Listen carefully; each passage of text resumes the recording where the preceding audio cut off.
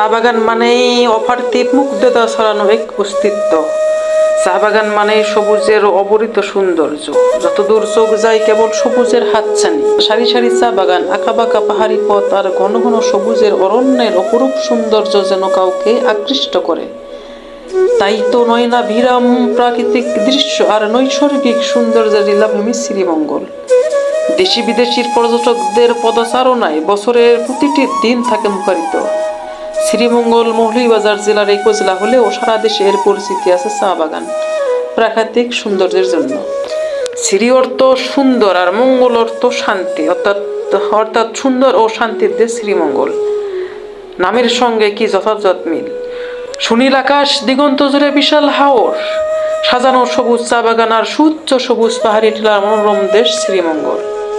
কিছুদিন আগেই আমার সেখানে যাবার সুযোগ হয়েছিল। শহরের কোলাহল কর্মবিস্থন জীবন থেকে মুক্ত হয়ে একটু প্রশান্ত খোঁজার জন্য এই চায়ের রাজধানী শ্রীমঙ্গল বেছে নিয়েছিলাম।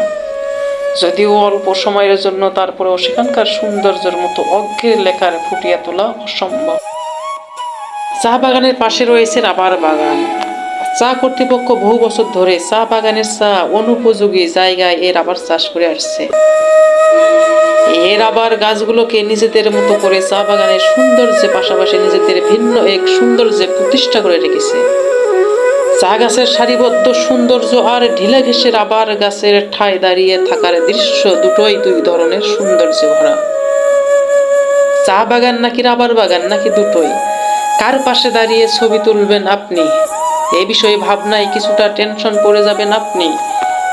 বিস্মিত হয়ে আপনি চালককে তৎক্ষণাৎ গাড়ি থামতে বলবেন। একাধিক ক্লিক আর ক্লিক ভরে উঠবে আপনার ব্যক্তিগত আত্মীয়-স্বজন বা বন্ধু-পরিজনের সাথে যে মধুময় দৃশ্য সৃষ্টি ভাগাভাগি করতে আর সামাজিক যোগাযোগ মাধ্যমে সেই ছবিগুলো আপলোড করতে হবে না। আপনি প্রাকৃতিক প্রেমী। আমি আমার কাজ শেষ করার পর যদি সময় থাকে তাহলে আমি সেইটুকু সময় ঘুরি।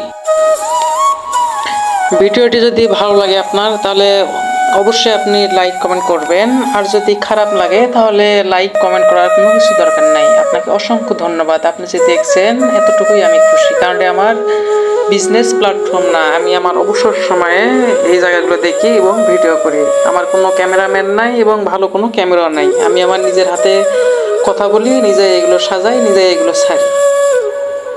ভালো থাকবেন, সুস্থ থাকবেন। দেখা হবে অন্য কোনো ভিডিওর মাধ্যমে।